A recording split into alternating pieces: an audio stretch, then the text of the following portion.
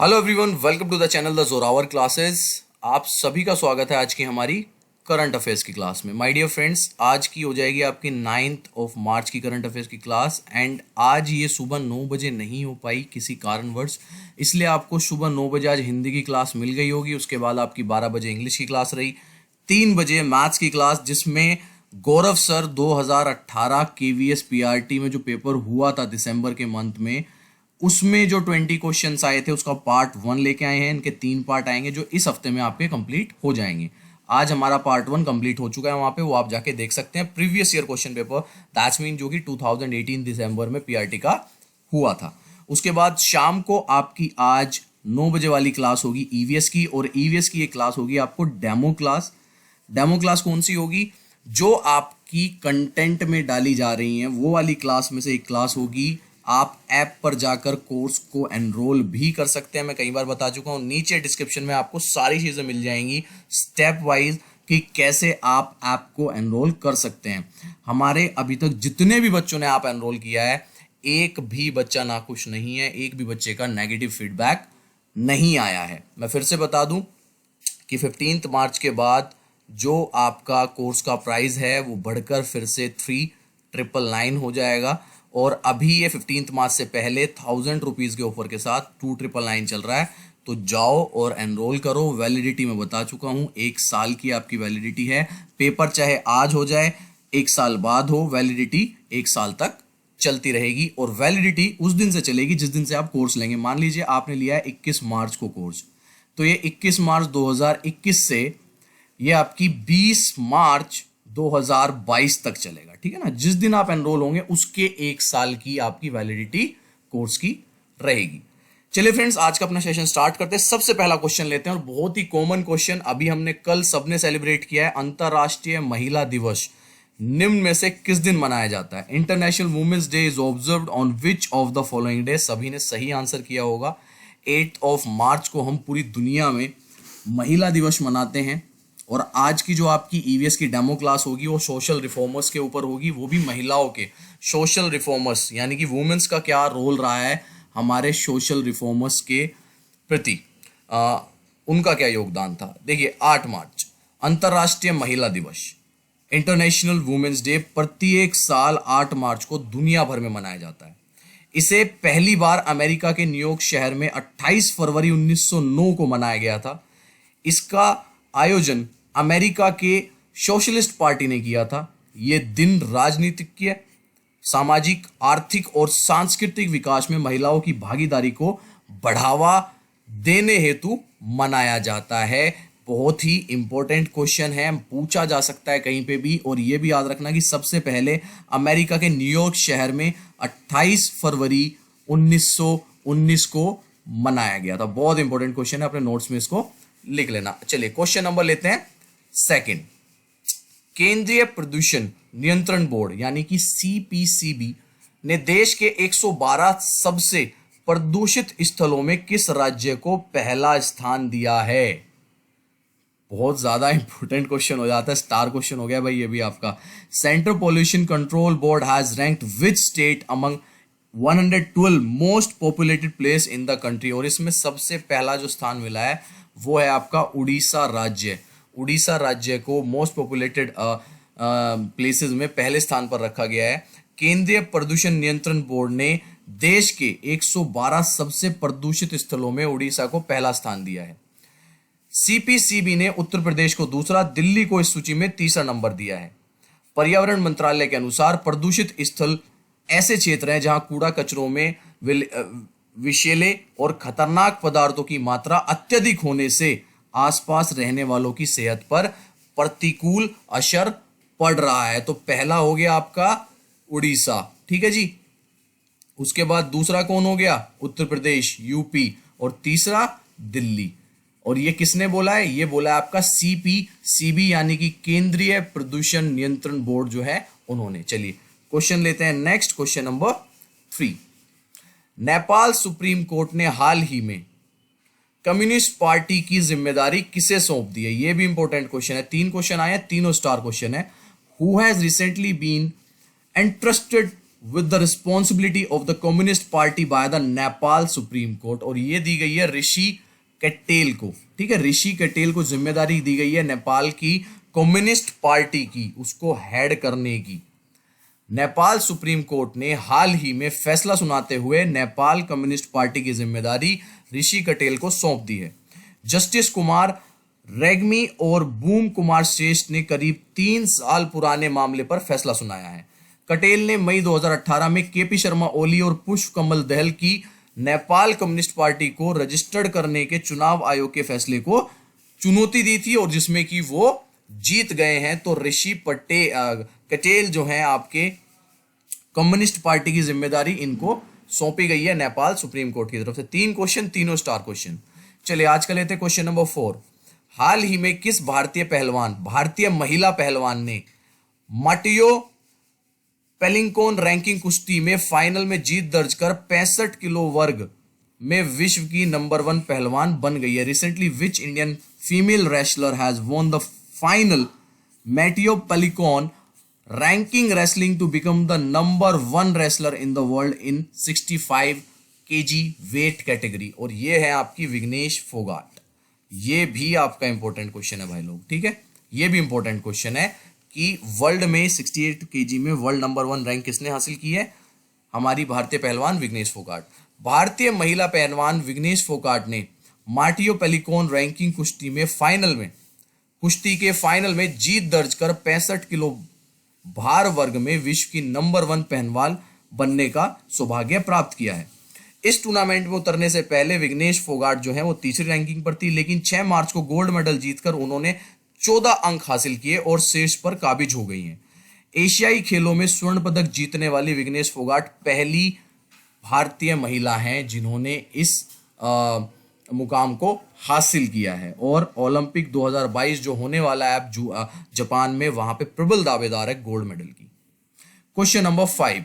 हाल ही में किस देश ने सार्वजनिक जगहों पर बुर्का पहनने पर रोक लगा दी? ये हो गया जी हमारा आज का सुपरस्टार। बताओ, 5वां क्वेश्चन है। 5 क्वेश्चन आपको कैसे लगे कमेंट में जरूर बताओ। सेलेक्टेड क्वेश्चन होते हैं बहुत और मेरी मेहनत लगती है इनमें। Recently which country has banned the wearing of burqa in public places? और ये स्विट्जरलैंड ने मना कर दिया है कि भाई पब्लिक प्लेस में अब आप लोग जो हैं बुर्का पहनकर नहीं निकल सकते। स्विट्जरलैंड ने सार्वजनिक जगहों पर बुर्का पहनने पर रोक लगा दी है। बुर्के पर प्रतिबंध लगाने वाला स्विट्जरलैंड पहला मुल्क नहीं है, बल्कि इसके पूर्व कई देशों ने अपने यहां बुर्के पर प्रतिबंध लगा रखा है। फ्रांस पहला यूरोपीय देश है जिसने मुस्लिम महिलाओं पर बुर्का पहनने पर रोक लगा दी थी, बैन कर दिया था। फ्रांस की सरकार ने साल 2011 में सार्वजनिक स्थलों पर बुर्के को पूरी तरह से बैन कर दिया था। तो फ्रांस पहला यूरोपियन कंट्री ऐसी थी, फ्रांस, जिसने बुर्के पर रोक लगा दी थी 2011 में। अब 10 साल बाद 2021 में स्विट्जरलैंड ने भी बुर्के पर रोक लगा दी कि आप पब्लिक प्लेस में बुर्का पहनकर नहीं निकल सकते। चलिए क्वेश्चन नंबर लेते हैं 6। संयुक्त राष्ट्र यानी कि यूएन की एक रिपोर्ट के अनुसार दुनिया भर में प्रतिवर्ष अनुमानित कितने प्रतिशत खाद्य उत्पादन बर्बाद हो जाता है? ले भैया स्टार क्वेश्चन, एक के बाद एक ऐसे क्वेश्चन है सारे की सारे क्वेश्चन फंस सकते हैं आपके। According to a report by the United Nation approximately what percentage of food production is wasted annually world wide?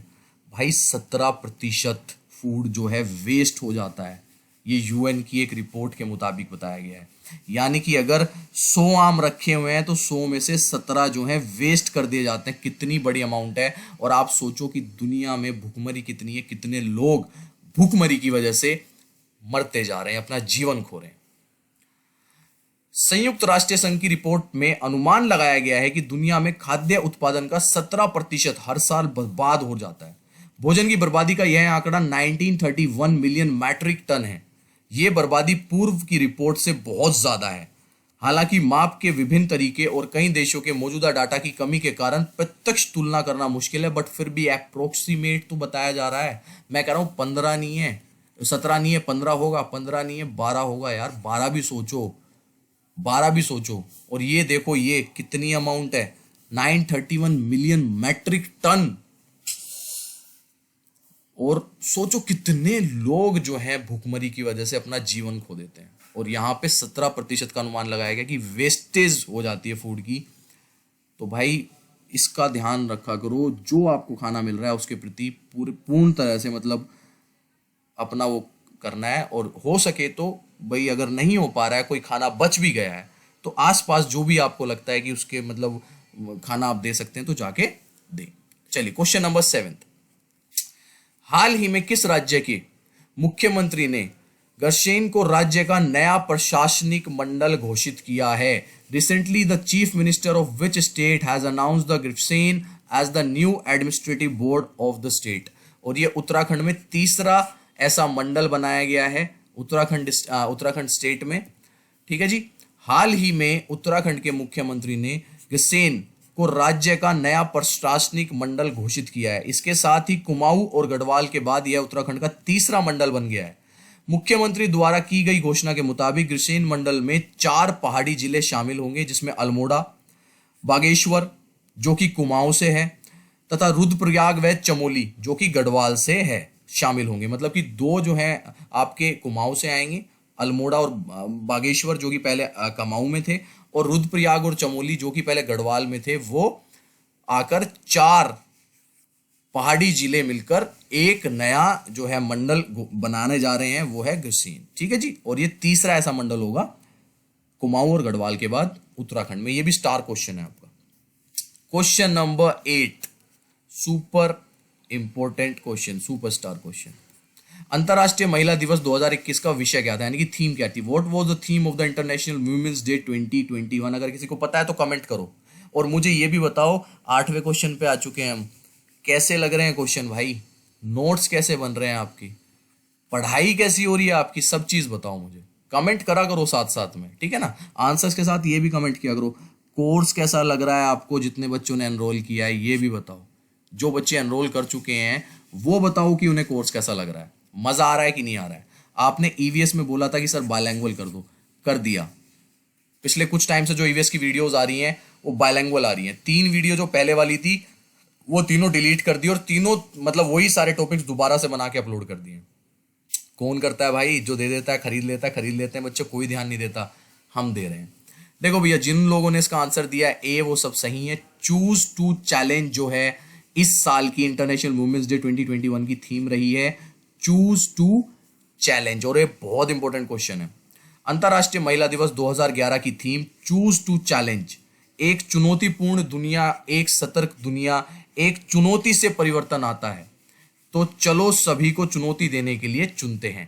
That's mean choose to challenge. बस ये ध्यान रखना है, इंटरनेशनल वुमेन्स डे 2021 की theme choose to, hashtag choose to challenge.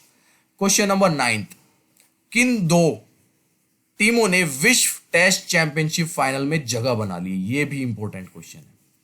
Which 2 teams have made it to the World Test Championship Final? आपको पता होगा ये पहली बार हो रहा है, जो लॉर्ड्स में जून में होगा।